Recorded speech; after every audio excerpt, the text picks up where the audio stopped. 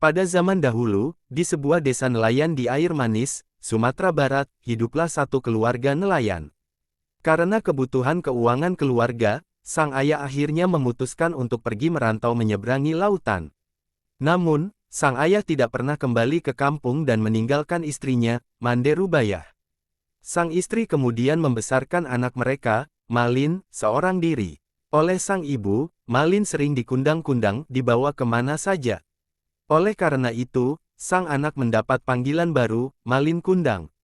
Malin tumbuh sebagai anak yang pintar, tapi sedikit nakal. Malin sering mengejar ayam dan memukul mereka dengan sapu. Suatu hari, ketika Malin sedang mengejar ayam, Malin terjatuh dan tangannya terbentur sebuah batu. Luka itu meninggalkan bekas di lengannya. Suatu hari, ketika Malin sedang mengejar ayam, Malin terjatuh dan tangannya terbentur sebuah batu. Luka itu meninggalkan bekas di lengannya. Beranjak dewasa, Malin merasa iba pada ibunya yang harus bersusah payah menafkahi mereka, sehingga berniat untuk merantau bersama sebuah kapal dagang. Ketika menceritakan tentang niatnya, sang ibu tidak mengizinkan Malin untuk pergi. Ibu Mande tidak rela ditinggal anak semata wayangnya. Ibu Mande juga takut Malin akan menjadi seperti ayahnya yang pergi dan tidak pernah kembali ke kampung. Malin Kundang merantau dan menjadi sukses. Meski ditolak sang ibu, Malin tidak berhenti membujuknya. Melihat kegigihan Malin, Ibu Mande pun mengizinkannya pergi, meski dengan berat hati.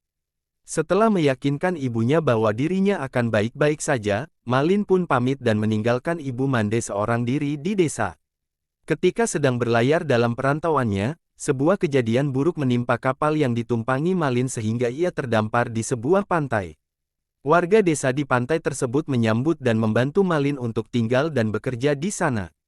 Malin bekerja dengan sangat rajin mengolah tanah desa yang subur dan menjadi semakin sukses.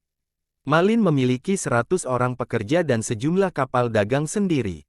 Setelah berhasil menjadi orang kaya, Malin pun mempersunting anak seorang saudagar kaya. Sementara itu, Ibu Mande tidak pernah mendapatkan kabar apapun dari Malin selepas kepergiannya.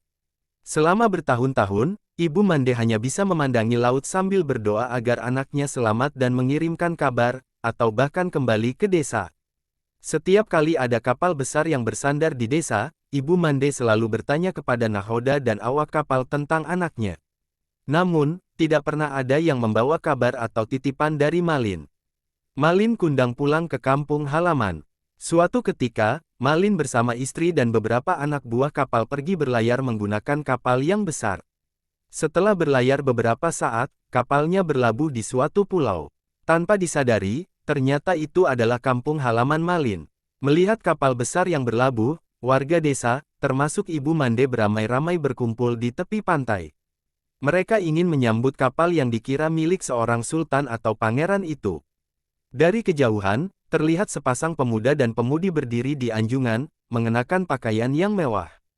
Ibu Mande melihat dan menyadari bahwa sang pemuda adalah Malin. Segera setelah kapal berlabuh dan kedua pemuda itu turun dari kapal, Ibu Mande berlari mendekati anaknya. Dari dekat, Ibu Mande melihat bekas luka di lengan sang pemuda dan menjadi semakin yakin bahwa pemuda itu adalah Malin. Ia kemudian memeluk Malin, sambil memanggil namanya dan bertanya tentang kabarnya. Dari dekat, Ibu Mande melihat bekas luka di lengan sang pemuda dan menjadi semakin yakin bahwa pemuda itu adalah Malin. Malin Kundang durhaka. Istri Malin yang berdiri di dekat Malin, terkejut melihat seorang wanita tua berpakaian compang camping memeluk suaminya sambil mengaku sebagai ibunya. Maklum, selama ini Malin mengaku bahwa kedua orang tuanya adalah bangsawan dan sudah meninggal. Istri Malin pun bertanya kepada Malin tentang siapa wanita itu sebenarnya. Karena malu kepada istrinya, Malin kemudian mendorong ibunya dan berkata kasar kepada Ibu Mande.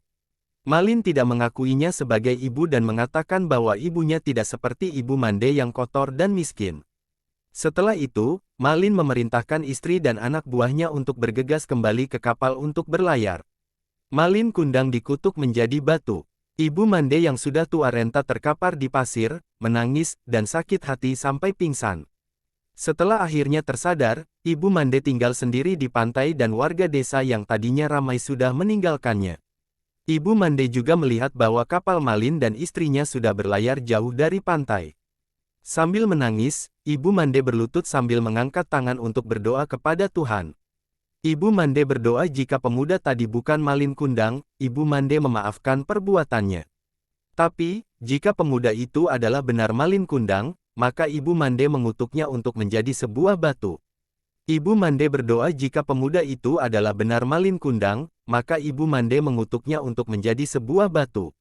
Setelah Ibu Mande berdoa, langit yang tadinya cerah tiba-tiba berubah menjadi gelap. Hujan deras dan badai pun muncul. Kapal Malin yang sedang berlayar pun hancur berkeping-keping disambar petir. Keesokan harinya ketika badai sudah reda, puing-puing kapal yang sudah berubah menjadi batu tersapu ombak ke suatu pulau. Di antara puing-puing yang terdampar di pantai, ada satu bongkahan batu yang berbentuk seperti tubuh manusia yang menunduk, beserta ikan teri, ikan belanak, dan ikan tenggiri yang berenang di sela-sela batu itu. Masyarakat setempat mempercayai batu itu adalah tubuh Malin yang dikutuk berubah menjadi batu karena durhaka kepada ibunya, dan ikan-ikan di sekitarnya adalah serpihan tubuh istri Malin yang sedang mencari suaminya.